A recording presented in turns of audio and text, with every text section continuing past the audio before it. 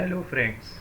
Last class में हम लोगों ने डिस्कस किया था C plus plus programming language क्या है, क्यों हम ये C plus plus programming language की स्टडी करें। लास्ट क्लास में हम लोगों ने डिस्कस किया था कि मशीन सिर्फ एक ही लैंग्वेज समझती है, दैट इज़ मशीन लैंग्वेज, 01 की लैंग्वेज, बाइनरी लैंग्वेज। लेकिन ये लैंग्वेज काफ़ी टफ है सीखने समझने के लिए। तो अगर हमें एक आसान सी लैंग्वेज, आसान सी भाषा में कंप्यूटर के साथ इंटरेक्ट करना है तो हमें किसी हाई लेवल प्रोग्रामिंग लैंग्वेज की ज़रूरत होगी। और हम डिस्कस कर रहे हैं C plus plus programming language. Okay, तो हमने वहाँ डिस्कस किया था कि हमने कंप्यूटर के ऊपर एक सॉफ्टवेयर यूज़ किया है जिसे हम बोलते हैं कंपाइलर। और जो कुछ भी हम इस कंप्यूटर से करवाना चाहते हैं वो इस कंपाइलर को पास कर देते हैं, और कंपाइलर हमारे लिए हमारी आसान सी लैंग्वेज को कन्वर्ट कर देता है किसमें, मशीन लैंग्वेज में। तो आज की क्लास का हमारा ऑब्जेक्टिव भी यही है। हम सबसे पहले सीखेंगे कि ये कंपाइलर आएगा कहाँ से, और फिर हम एक छोटा सा प्रोग्राम बनाकर भी देखेंगे कि कोई प्रोग्राम, सी का प्रोग्राम दिखता किस तरीके का है। ओके, तो सबसे पहले हम लोग देखते हैं कि ये कंपाइलर, सी का कंपाइलर हम कैसे इंस्टॉल करें। सी के बहुत सारे कंपाइलर हैं, डिफरेंट डिफरेंट कंपनीज़ के अपने कंपाइलर हैं। हम किसी भी कंपाइलर का यूज़ कर सकते हैं सी प्रोग्रामिंग को इम्प्लीमेंट करने के लिए। तो यहाँ पर मैं टर्बो कंपाइलर का यूज़ कर रहा हूँ, लेकिन आप लोग फ्री हैं, आप जिस भी कंपाइलर को चाहें उस कंपाइलर का यूज़ कर सकते हैं। तो टर्बो कंपाइलर किस तरीके से आप ले सकते हैं और इंस्टॉल कर सकते हैं, मैं सबसे पहले वो डिस्कस कर रहा हूँ। हम लोग ये डिस्कस करें उससे पहले ये सेकंड वीडियो है, इससे पहले का एक वीडियो मैं ऑलरेडी बना चुका हूँ। अगर आपने वो वीडियो नहीं देखा तो आप उसे यहाँ से एक्सेस कर सकते हैं। ये मेरा एक चैनल है, कोडिंग की पाठशाला। यहाँ पर मैं जितने भी वीडियो सी के ऊपर बनाऊँगा, सी प्लस प्लस के ऊपर बनाऊँगा, यहाँ प्लेलिस्ट में ऐड करता जाऊँगा। तो आपकी कंटिन्यूटी बनी रहे, इसके लिए मैं आप लोगों से रिक्वेस्ट करूँगा कि आप इस चैनल को सब्सक्राइब करें और आपको सारे वीडियोस मिलते चले जाएंगे। ओके, तो हम लोग डिस्कस कर रहे थे कि किस तरीके से हम सी का कंपाइलर इंस्टॉल कर सकते हैं। तो बहुत सारी ऐसी वेबसाइट्स हैं जहाँ से आप सी के कंपाइलर यानी टर्बो कंपाइलर को इंस्टॉल कर सकते हैं। आप गूगल पे लिखेंगे डाउनलोड सी कंपाइलर या डाउनलोड टर्बो कंपाइलर, आपको बहुत सारी वेब लिंक्स मिल जाएंगी। लेकिन फिर भी एक वेब लिंक मैं यहाँ पर टाइप कर देता हूँ, टर्बो C8। ओके, तो यहाँ टर्बो C8 www.turboc8.com ये एक वेबसाइट में ओपन कर रहा हूँ, डाउनलोड पे जा रहा हूँ। तो यहाँ पर आपको नंबर ऑफ डाउनलोड लिंक्स मिल जाएंगी। अगर आप एंड्रॉयड में टर्बो C++ का यूज़ करना चाहते हैं तो यहाँ से डाउनलोड कर सकते हैं। अगर विंडोज़ 10 में 32 बिट का वर्ज़न अगर आपका है तो आप ये वाली लिंक डाउनलोड कर सकते हैं। अगर विंडोज़ 8.1 में 64 बिट आपका ऑपरेटिंग सिस्टम है तो आप ये वाली लिंक डाउनलोड कर सकते हैं। लेकिन मेरे कंप्यूटर में मुझे कौन सा डाउनलोड करना है ये कैसे पता चलेगा, तो उसका भी एक सिंपल सा तरीका है। आप माय कंप्यूटर पे जाएं, राइट क्लिक करें, प्रॉपर्टीज़ पे जाएंगे तो यहाँ आपको आपके कंप्यूटर का ऑपरेटिंग सिस्टम दिख जाएगा। जैसे मेरे कंप्यूटर में विंडोज़ 7 होम बेसिक है और कौन से बिट का ऑपरेटिंग सिस्टम है, 64 बिट ऑपरेटिंग सिस्टम है। तो हो सकता है आप विंडोज़ 10 पर काम कर रहे हों या किसी और वर्जन पर काम कर रहे हों। तो जिस भी ऑपरेटिंग सिस्टम पर आप काम कर रहे हो उस ऑपरेटिंग सिस्टम का कंपाइलर आप डाउनलोड कर सकते हैं। तो मैं यहाँ पर ढूंढता हूँ विंडोज़ 7 के लिए, 64 बिट ऑपरेटिंग सिस्टम के लिए। ये रही वेब लिंक, मैं यहाँ से इसको डाउनलोड कर रहा हूँ। ऑल राइट, तो मेरा डाउनलोड स्टार्ट हो चुका है। 4.7 MB की ये फाइल है, ये डाउनलोड हो चुकी है। ओके, राइट क्लिक किया, शो इन फोल्डर, ये आ गया। मैं इसको एक्सट्रैक्ट कर रहा हूँ, right click, extract file, extract here. तो ये यहाँ पर एक्सट्रैक्ट हो गई। इसका इंस्टॉलेशन बहुत ही सिंपल है, आप बस इस पर डबल क्लिक कर दें, इसका इंस्टॉलेशन चालू हो जाएगा। Yes, next, next, create desktop icon, next, और इसने मेरे लिए मेरा टर्बो कंपाइलर इंस्टॉल कर दिया। तो यहाँ पर मेरा टर्बो कंपाइलर इंस्टॉल हो गया, और यहाँ अगर आप देख सकते हैं तो ये मेरा कंपाइलर ओपन हो गया। लास्ट वीडियो में जैसा मैंने डिस्कस किया था, एक ब्लू कलर की स्क्रीन ओपन हो जाती है, ये कुछ और नहीं हमारा कंपाइलर है। तो कंप्यूटर से अगर मुझे कोई भी काम करवाना है, लाइक मुझे 2 नंबर को ऐड करवाना है, तो मैं उसको ऐसे तो नहीं बोल सकता कि कंप्यूटर भाई साहब मेरे 2 नंबर ऐड कर दीजिए, वो नहीं कर सकता। तो मैं इस कंपाइलर को बोलूँगा, और ये कंपाइलर मेरे लिए मेरी उन बातों को मशीन लैंग्वेज में कन्वर्ट कर देगा, और फिर इस मशीन यानी कंप्यूटर से वो काम एग्जीक्यूट करवा के हमें आउटपुट में दे देगा। बाय डिफ़ॉल्ट इसमें एक प्रोग्राम लिखा हुआ है, तो अभी के लिए मैं इसको बंद कर देता हूँ, फाइल पे जाकर न्यू विंडो को ओपन कर देता हूँ। तो ये मेरा एक फ्रेश फाइल ओपन हो गई है। सबसे पहले इस फाइल को मैं सेव कर देता हूँ, फाइल सेव एज, मैं किसी एक नाम से सेव कर देता हूँ। लेट से ये हमारा सबसे पहला प्रोग्राम है, तो मैं इसे फर्स्ट नाम से सेव कर देता हूँ। फर्स्ट डॉट सी नाम से मैंने इसको सेव कर दिया। फर्स्ट तो मैं अपनी फाइल का नाम दे रहा हूँ, ये डॉट सी, ये सी यहाँ पर एक्सटेंशन है जो ये बता रहा है कि ये जो फाइल में सेव कर रहा हूँ वो सी की फाइल है। अगर मैं यहाँ CPP लिख देता जैसे कि यहाँ बाय डिफ़ॉल्ट लिखा हुआ है, तो इट मीन्स ये C++ की फाइल हो जाती। लेकिन फ़िलहाल जैसा हम लोगों ने लास्ट वीडियो में भी डिस्कस किया था, हम सबसे पहले C प्रोग्रामिंग को डिस्कस कर रहे हैं और उसके बाद C++ पर आएंगे। तो इसीलिए मैं इसे सेव कर रहा हूँ फर्स्ट डॉट सी नाम से। आप जो चाहें वो नाम दे सकते हैं, लेकिन उसका एक्सटेंशन डॉट सी लगाएं। आप CPP भी लगा सकते हैं, लेकिन फिर वो C++ की फाइल बनेगी और उसमें उसके रूल अप्लाई होंगे। तो फिलहाल मैंने यहाँ पर डॉट सी करके इसको सेव कर दिया। ओके, तो ये मेरी फाइल क्रिएट हो गई डॉट सी नाम से। अच्छा, अब यहाँ पर मैं एक प्रोग्राम लिखूँगा। मैं इस प्रोग्राम को आपको समझाने की भी कोशिश करूँगा, लेकिन शायद अगर आप बिल्कुल बिगिनर हैं तो आपको ये प्रोग्राम शायद ज़्यादा अच्छे से समझ में नहीं आएगा। मेरा इंटेंशन अभी प्रोग्राम को ज़्यादा समझाना है भी नहीं, मैं तो बस आपको इंट्रोड्यूस करवाना चाहता हूँ कि सी का प्रोग्राम दिखता किस तरीके का है और वो किस तरीके से काम करता है। हम सबसे पहले उस पर कुछ टर्म्स मार्क करेंगे और पहले उन टर्म्स को डिस्कस करेंगे, और फिर कहीं जाकर हमें वो प्रोग्राम समझ में आने लगेगा, और उसके बाद मैं वापस से इस प्रोग्राम को फिर से बनाऊंगा और फिर हम देखेंगे कि हमें वो प्रोग्राम कंप्लीटली समझ में आ रहा होगा और इसके जैसे और भी प्रोग्राम हम बना पाएंगे। तो मैं ज़्यादा टाइम वेस्ट ना करते हुए यहाँ एक प्रोग्राम सबसे पहले टाइप कर रहा हूँ। तो पहले मैं टाइप कर देता हूँ, उसके बाद मैं यहाँ से डिस्कस करता हूँ।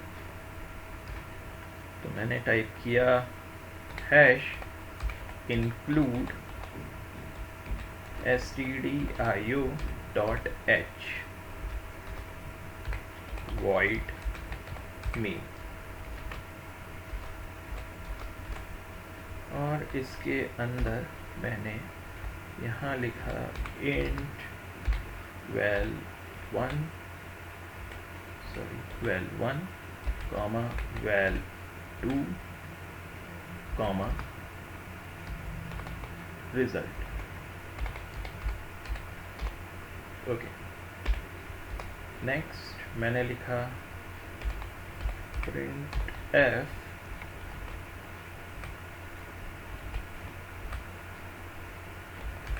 enter any two numbers,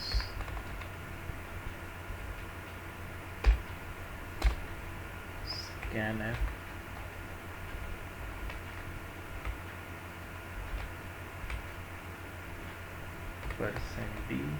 %d, comma पहला ampersand val 1 comma ampersand val 2.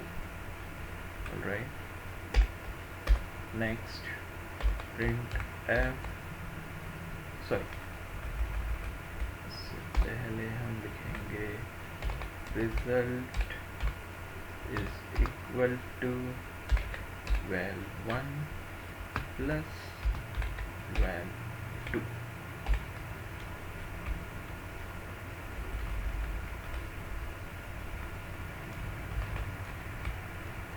और यहाँ पर मैंने लिख दिया addition of provided numbers is equal to percent d and value may be results. Okay, तो ये मैंने एक प्रोग्राम लिखा हुआ है, ये अपने आप में एक कंप्लीट प्रोग्राम है। मैं इसे सेव भी कर देता हूँ, सेव कर दिया। ओके, तो आप लोग सोच रहे होंगे कि मैंने पता नहीं ये क्या लिख दिया है। मैं आप लोगों से कह रहा था कि बाइनरी लैंग्वेज काफ़ी टफ है, लेकिन ये भी कुछ समझ में नहीं आ रहा, तो डरिए नहीं, मैं आपको ये सारी चीज़ें एक्सप्लेन करूँगा। लेकिन मैं फिर से यहाँ रिपीट कर रहा हूँ, हो सकता है मेरे समझाने के बाद अभी आपको ये प्रोग्राम समझ में नहीं आएगा सिंटेक्स पॉइंट ऑफ व्यू से, तो इसीलिए मैं पहले इसमें कुछ टर्म्स मार्क करूँगा, हम थोड़ा सा थ्योरेटिकली उन चीज़ों को समझेंगे और वापस से मैं इस प्रोग्राम में आऊँगा और फिर हम देखेंगे कि हम ये प्रोग्राम या इसके जैसे और भी प्रोग्राम बड़ी आसानी से बना पाएंगे। ठीक है, तो मैं इस पे आता हूँ। कुछ आइडिया ये प्रोग्राम किस चीज़ का है? बिल्कुल, ये एडिशन का प्रोग्राम है, समीशन का प्रोग्राम है। 2 नंबर को सम करने के लिए मैंने यहाँ पर एक प्रोग्राम लिखा हुआ है। ओके, हमने ये डिस्कस किया था कि कंप्यूटर से डायरेक्टली तो इंटरेक्ट किया नहीं जा सकता, तो हमें एक कंपाइलर की ज़रूरत है और ये कंपाइलर हमने इंस्टॉल कर लिया। लेकिन स्टिल ऐसा नहीं कि अब मैं कंपाइलर से बोल दूँ कि भैया मेरे लिए 2 नंबर ऐड कर दो और ये कंपाइलर मेरे लिए वो 2 नंबर ऐड करके दे देगा।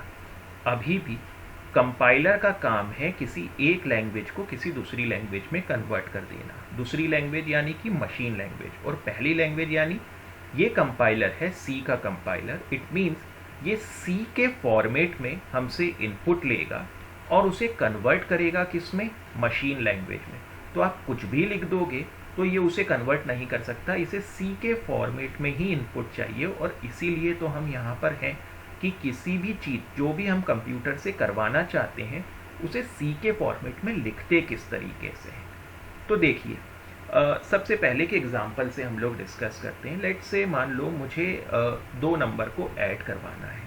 अच्छा, एक चीज़ हमेशा ध्यान रखना, जब भी आपको कोई काम कंप्यूटर से करवाना है, कोई भी प्रोग्राम बनाने से पहले, कोई भी काम करवाने से पहले हम खुद ये सोचेंगे कि अगर वही काम मुझे खुद करना होता तो मैं अपने आप को क्या क्या इंस्ट्रक्शंस देता जिन्हें फॉलो करके मैं वो काम खुद से करवा सकता। अगर आपने ये सोच लिया तो बस आपका 90% काम हो गया। अब जो भी आपने सोचा है वही चीज़ आप सी फॉर्मेट में इस कंप्यूटर को बता दो। अगर आप वो इंस्ट्रक्शंस को फॉलो करते हुए वो काम कर सकते हो तो गारंटीड ये कंप्यूटर भी उन इंस्ट्रक्शंस को फॉलो करते हुए बिल्कुल वैसे ही ये काम कर सकता है। तो देखें कैसे।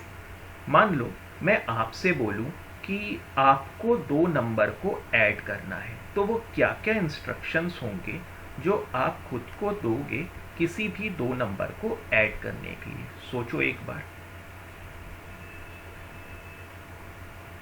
ओके, तो आप वीडियो पॉज करें और पहले सोचें।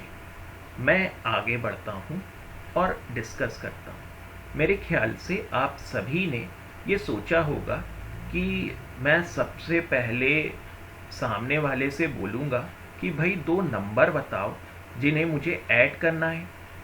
सामने वाला मुझे 2 नंबर बताएगा और फिर मैं उसे ऐड करके उसका रिजल्ट सामने वाले को बता दूंगा। इसी तरीके से 2 नंबर ऐड होते हैं। बिल्कुल। तो अगर ये इंस्ट्रक्शन से काम होता है तो बिल्कुल यही इंस्ट्रक्शन हम सामने वाले कंप्यूटर को दे देंगे और कंप्यूटर भी हमारे लिए 2 नंबर को ऐड करेगा। लेकिन एक बार ट्राई कर लेते हैं कि जो हमने सोचा है वो सही है कि नहीं। ओके, मैं आपको 2 नंबर देता हूँ। लेट्स से पहला नंबर है 2136151287321 और दूसरा नंबर है 323168697368। अब इसे ऐड करिए। ओके, आप लोग सोच रहे होंगे इसे कैसे ऐड करें, मुझे तो समझ में नहीं आया वो वैल्यूज़ क्या थी। लेकिन आप सोचें कि क्या जो 2 नंबर मैंने बोले हैं आप उन्हें ऐड नहीं कर सकते थे? आप उन्हें ऐड तो कर सकते थे, लेकिन प्रॉब्लम ये है आपके पास वो 2 नंबर है ही नहीं। आप वो नंबर भूल गए क्योंकि वो इतना बड़ा नंबर था, आप भूल गए। तो आपके इंस्ट्रक्शंस में कहीं कोई कमी थी और वो कमी ये थी कि आपने वो नंबर्स कहीं नोट नहीं किए। अगर वो नंबर आप नोट कर लेते, अगर वो 10-12 डिजिट का जो भी नंबर मैंने बोला है आप कहीं नोट कर लेते, तो गारंटीड मैं 12 क्या मैं 50 डिजिट का भी नंबर बोल दूं तो आप उन्हें क्या कर सकते हो, ऐड कर सकते हो। तो एक बार फिर से अगर इंस्ट्रक्शन सेट पे जाएं और इंस्ट्रक्शंस देखें तो हमारा पहला काम होगा, हम कॉपी खोलेंगे, एक ब्लैंक पेज निकालेंगे जहां पर सामने वाले से मिलने वाले नंबर्स को हम क्या कर सकें, नोट कर सकें। फिर हम सामने वाले को, ये हमारा पहला काम हो गया। दूसरा काम, फिर हम सामने वाले को बोलेंगे कि भाई 2 नंबर बताओ जिन्हें आप ऐड करवाना चाहते हो मुझसे। वो ये सुनकर मुझे 2 नंबर देगा, एक साथ तो देगा नहीं, पहला नंबर देगा। जो भी पहला नंबर देगा वो मैं अपनी कॉपी में नोट कर लूँगा। फिर वो मुझे दूसरा नंबर देगा, जो भी दूसरा नंबर देगा मैं उसे भी अपनी कॉपी में नोट कर लूँगा। नेक्स्ट मैं उन 2 नंबर को ऐड करूँगा, एडिशन तो हमें आता ही है, और उसका जो रिजल्ट आएगा उसे भी अपनी कॉपी में क्या कर लूँगा, नोट कर लूँगा। एंड फाइनली जो भी रिजल्ट आया है सामने वाले को बता दूँगा। अब सामने वाला 10 डिजिट का नंबर दे, 50 डिजिट का नंबर दे या 100 डिजिट का नंबर दे, वो कुछ भी दे, मैं गारंटीड उसे क्या कर सकता हूँ, ऐड कर दे सकता हूँ। तो ये मेरे फाइनल इंस्ट्रक्शन हैं जिन्हें मैं फॉलो करके किन्हीं भी 2 नंबर को ऐड कर सकता हूँ। तो क्यों ना यही इंस्ट्रक्शंस हम हमारे कंप्यूटर को भी दे दें, जिससे फॉलो करके वो किसी भी 2 नंबर को ऐड कर सकता है जो भी मैं रन टाइम पर उसे दूंगा। और हमने लास्ट टाइम कंप्यूटर की डेफिनेशन भी पढ़ी थी कि कंप्यूटर हमसे इनपुट लेता है और इंस्ट्रक्शंस लेता है। तो ये इंस्ट्रक्शंस हम कंप्यूटर को दे देंगे, इन इंस्ट्रक्शन के बेसिस पे वो हमारे इनपुट को प्रोसेस करके क्या दे देगा, आउटपुट दे देगा। ठीक है, तो अब देखें कैसे। तो सबसे पहला काम आपने क्या करा था, कॉपी ओपन करी थी और ब्लैंक पेज निकाला था। अब कंप्यूटर के पास तो कोई कॉपी नहीं है, वो कैसे 2 नंबर, यूज़र से मिलने वाले 2 नंबर्स को नोट करे। तो यहाँ पर कंप्यूटर के पास मेमोरी है जहाँ पर वो यूज़र से मिलने वाली इंफॉर्मेशन को या किसी भी तरह की इंफॉर्मेशन को स्टोर कर सकता है। आप सभी जानते हो कि कंप्यूटर के पास मेमोरी है जहाँ पर हम इंफॉर्मेशन, डेटा को क्या कर सकते हैं, स्टोर कर सकते हैं। अच्छा, आपके पास भी अगर जो कॉपी है वो बहुत मोटी कॉपी होगी शायद, तो क्या आप पूरी की पूरी कॉपी यूज़ करोगे मेरे से मिलने वाले 2 नंबर को नोट करने के लिए? नहीं, आप उस कॉपी का भी कोई एक पेज निकालोगे और उस पेज का भी कोई एक पर्टिकुलर पोर्शन यूज़ करोगे वो 2 नंबर्स को नोट करने के लिए। ठीक उसी तरह से कंप्यूटर के पास भी बल्क में मेमोरी है, बहुत मेमोरी है, लेकिन वो पूरी की पूरी मेमोरी यूज़ नहीं करने वाला उन नंबर्स को या किसी भी इंफॉर्मेशन को स्टोर करने के लिए। तो सबसे पहले मैं यहाँ से आप लोगों को समझाना चालू कर रहा हूँ। सबसे पहले हमने एक इंस्ट्रक्शन लिखा, इंट val1, val2, रिजल्ट। यहाँ इंट, ये val1, val2, रिजल्ट, ये एक मेमोरीज है, मेमोरी के नाम है और इन्हें हम वेरिएबल्स बोलते हैं। जितने वेरिएबल्स मैं यहाँ पर लिख दूंगा उतनी डिफरेंट मेमोरीज वो क्रिएट कर देगा। तो मैंने यहाँ पर कितने वेरिएबल के नाम लिख दिए, एक नाम लिखा val1, एक नाम लिखा val2 और एक नाम लिखा कैसा, रिजल्ट। तो बेसिकली मैंने 3 नाम लिखे, 3 वेरिएबल्स लिखे। तो वो रैम के अंदर, मेमोरी में तीन मेमोरीज क्रिएट कर देगा जहां पर मैं कोई भी इंफॉर्मेशन को क्या कर सकता हूं, स्टोर कर सकता हूं। ठीक है, तो उसने तीन मेमोरी क्रिएट कर दी जहां पर मैं इंफॉर्मेशन को स्टोर कर सकता हूं। एक चीज यहां पर ध्यान दें, एक मेमोरी के अंदर एक टाइम पर वो सिर्फ और सिर्फ एक ही इंफॉर्मेशन स्टोर कर सकता है। तो इस पूरे काम को करने के लिए मुझे एक्चुअल में कितनी इंफॉर्मेशन स्टोर करानी थी? 2 नंबर तो यूजर से मिलने वाले थे, तो 2 मेमोरी तो मुझे वो चाहिए, प्लस एक मेरा रिजल्ट भी आएगा, ऐड करने के बाद जो फाइनल रिजल्ट आएगा उसे भी तो मुझे स्टोर करना होगा। तो एक मेमोरी मैंने उसके लिए, यानी टोटल 3 मेमोरीज मैंने क्रिएट करी। तो मैंने बोला इंट val1 val2 रिजल्ट। तो यूजर से मिलने वाले 2 इनपुट मैं किसी 2 मेमोरी के अंदर सेव कर लूंगा, लेट्स से val1 और val2। फिर इन्हें ऐड करने के बाद जो रिजल्ट आएगा वो मैं उसे तीसरी मेमोरी के अंदर स्टोर कर दूंगा, दैट इज रिजल्ट। लेकिन कंप्यूटर के साथ एक प्रॉब्लम है, आई मीन सी प्रोग्रामिंग में, हम जब भी मेमोरीज क्रिएट करते हैं हमें साथ में ये भी बताना पड़ता है कि उस मेमोरी के अंदर हम किस तरह की इंफॉर्मेशन स्टोर करने वाले हैं। तो वो हमने यहाँ पर रिप्रेजेंट किया है इंट से। मेरा मतलब, क्या हम मेमोरी के अंदर न्यूमेरिकल वैल्यू स्टोर करेंगे, क्या हम उसके अंदर कोई कैरेक्टर इंफॉर्मेशन स्टोर करेंगे। न्यूमेरिकल वैल्यू भी अगर हम स्टोर कर रहे हैं तो क्या वो डेसिमल वैल्यूज़ होंगी या इंटीजर वैल्यूज़ होंगी, लाइक +-10 +10 -10 20, जहाँ पर डेसिमल वैल्यूज़ नहीं आती। तो हम किस तरह की इंफॉर्मेशन स्टोर करेंगे ये भी प्योर हमें इस कंप्यूटर को बताना पड़ता है सी लैंग्वेज में। तो मैंने यहाँ पर लिख दिया इंट। लेट से मैं 2 इंटीजर नंबर को ऐड करने वाला हूँ, तो मैंने यहाँ पर लिख दिया इंट। यहाँ और भी कुछ लिखा जा सकता है लेकिन वो हम डिटेल में डिस्कस करेंगे बाद में। तो ठीक वैसे जैसे आपने सबसे पहले कॉपी ओपन करके एक ब्लैंक पेज निकाल लिया था, मैंने भी कंप्यूटर को बोला भाई अपने पास 3 जगह बना लो। एक जगह का नाम होगा val1, दूसरी जगह का नाम होगा val2 और तीसरी जगह का नाम होगा रिजल्ट, जहां पर मैं कोई भी इंटीजर टाइप की इंफॉर्मेशन स्टोर कर सकूं। लेकिन ध्यान देना, जैसे ही मैंने यहाँ पर इंट लिख दिया, अब इसके अंदर वो सिर्फ और सिर्फ इंटीजर ही स्टोर कर सकता है। अगर आप उस जगह पर, उस मेमोरी में कैरेक्टर स्टोर करने की कोशिश करोगे तो नहीं हो पाएगी। रियल वैल्यूज यानी डेसिमल वैल्यूज स्टोर करने की कोशिश करोगे, नहीं हो पाएगी। अगर वहाँ कुछ स्टोर होगा तो वो सिर्फ और सिर्फ इंटीजर वैल्यू ही स्टोर हो सकता है, ऐसा मैंने लिखा है।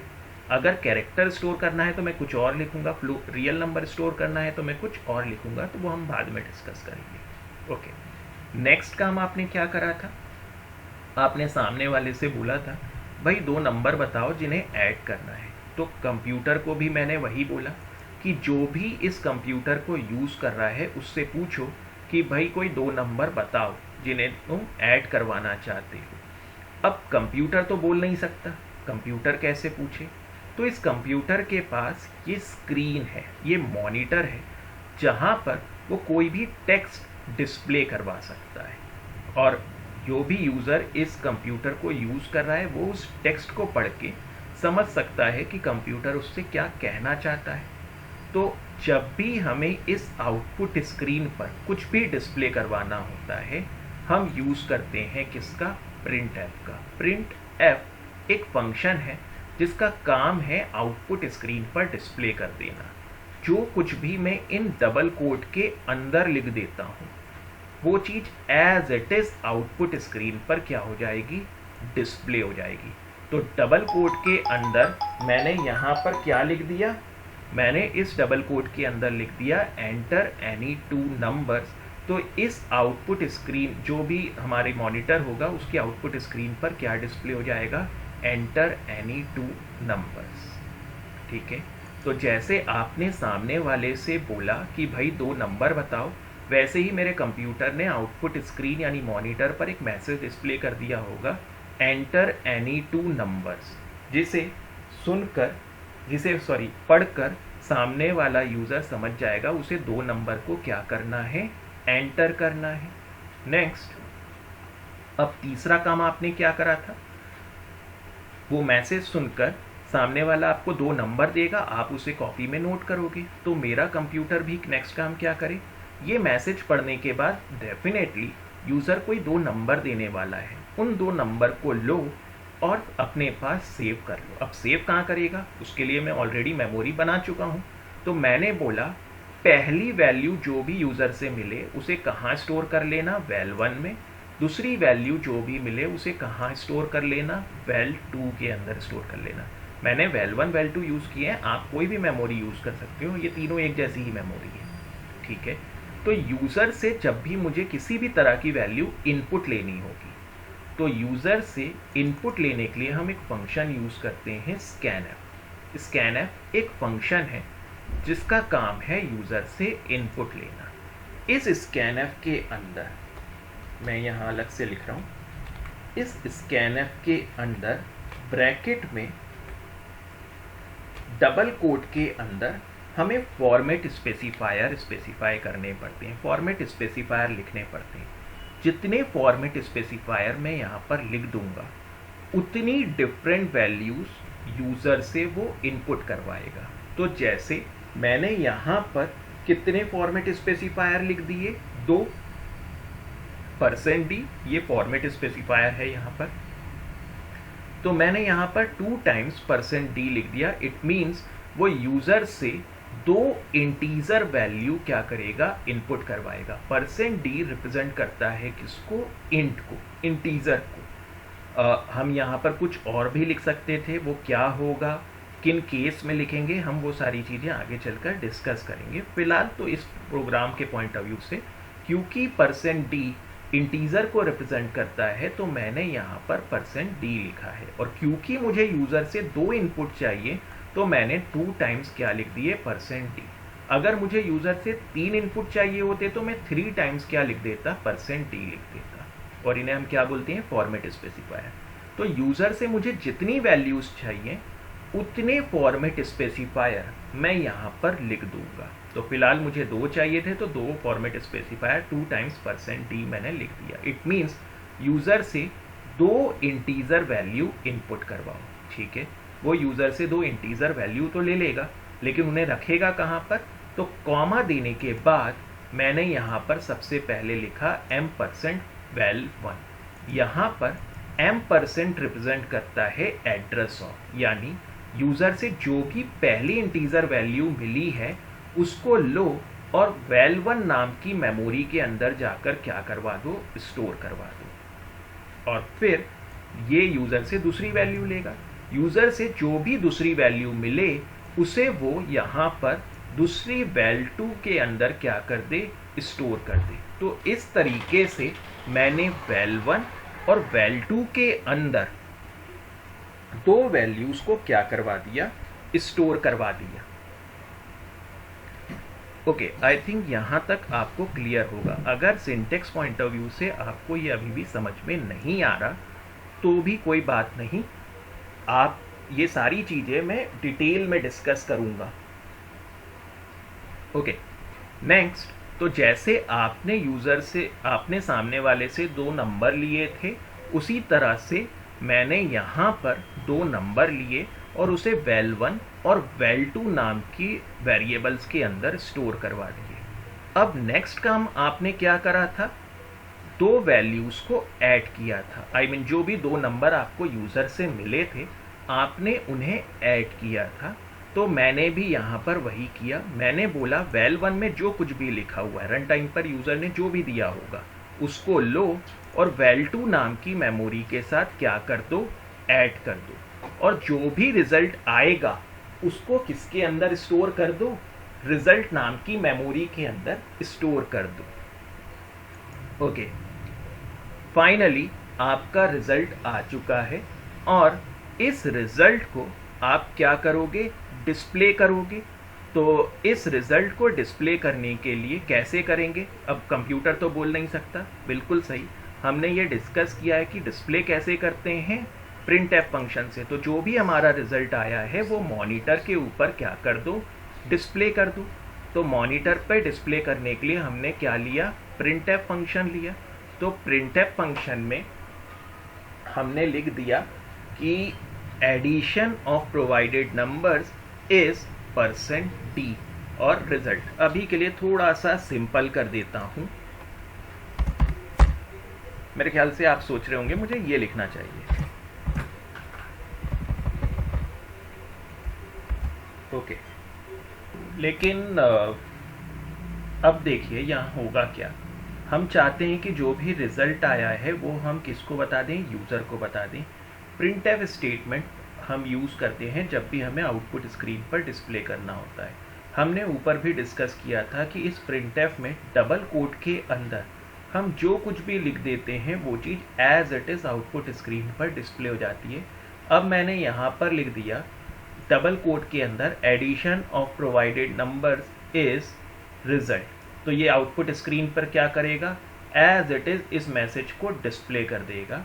क्या मुझे यहाँ पर रिजल्ट डिस्प्ले करवाना था, आई मीन वो लिख देगा addition of provided numbers is result, जबकि मुझे यहाँ रिजल्ट नहीं, रिजल्ट के अंदर जो वैल्यू स्टोर है उसको डिस्प्ले करवाना है। तो जब भी हमें कोई text, I mean double quote के अंदर तो हम जो कुछ भी लिख देंगे वो चीज़ एज इट इज़ प्रिंट हो जाएगी, लेकिन अगर हमें वो चीज़ एज इट इज़ प्रिंट ना कराते हुए किसी वेरिएबल की वैल्यू प्रिंट करवानी है तो फिर हम उसे डबल कोट के अंदर नहीं, डबल कोट के बाहर लिखेंगे। तो मैंने लिखा addition of provided number is, जो भी रिजल्ट आया है उसको डिस्प्ले कर दो, लेकिन इस तरह से नहीं, कॉमा देकर मैं यहाँ लिखूंगा। यहाँ पर मुझे बताना होगा कि ये रिजल्ट की वैल्यू डिस्प्ले कहाँ करनी है। तो मैं चाहता हूँ कि यहाँ पर वो मैसेज प्रिंट कर दे addition of provided number is %d। ये %d फॉर्मेट स्पेसिफायर है, ये आउटपुट स्क्रीन पर डिस्प्ले, आई मीन प्रिंट नहीं होगा, बल्कि यहाँ पर इसका मतलब होगा addition of provided number is एक इंटीजर वैल्यू प्रिंट करो। और ये इंटीजर वैल्यू वो कहाँ से उठाएगा, जो भी इस डबल कोट के बाहर वेरिएबल लिखा होगा उसकी जो भी वैल्यू होगी वो उसकी इंटीजर वैल्यू यहाँ पर क्या कर देगा, डिस्प्ले कर देगा।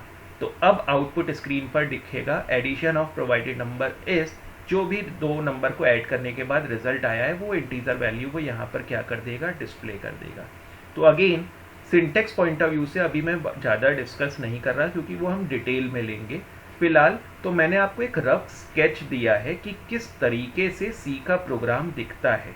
आई होप आपको ये चीज़ समझ में आई होगी कि सी का प्रोग्राम किस तरीके से दिखता है।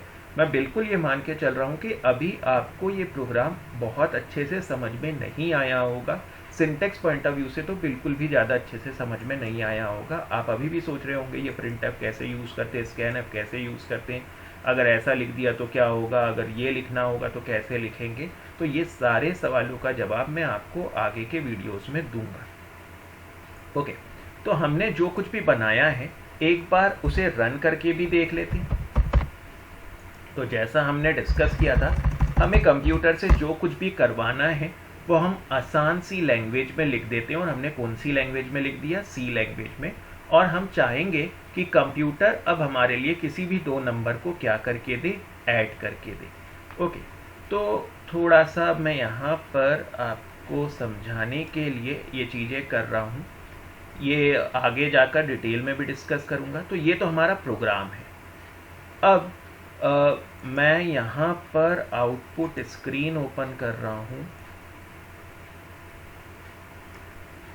ये मैंने आउटपुट स्क्रीन यहाँ पर ओपन करी, तो ये ब्लैक विंडो में मुझे मेरा आउटपुट दिखेगा, जो भी मैंने किया है वो दिखेगा। दूसरा, मैं चाहता हूँ मेरे वेरिएबल्स जो मैंने क्रिएट करे हैं वो भी दिखें। तो ये सारी चीज़ें अभी मैं समझाऊंगा, अभी तो मैं बस कर रहा हूँ आपको बस दिखाने के लिए कि हम जो भी हमने बनाया है वो क्या वैसा ही काम कर रहा है जिस इंटेंशन से हमने उसे बनाया है। तो मैं यहाँ डीबग पे गया, मैंने वॉच लगाया, ऐड वॉच। बेसिकली मैं आपको दिखाना चाहता हूँ कि जो वेरिएबल हमने बनाए थे उसके अंदर वैल्यूज़ किस तरह से स्टोर हुई हैं। तो val2 ये मेरे वेरिएबल्स थे,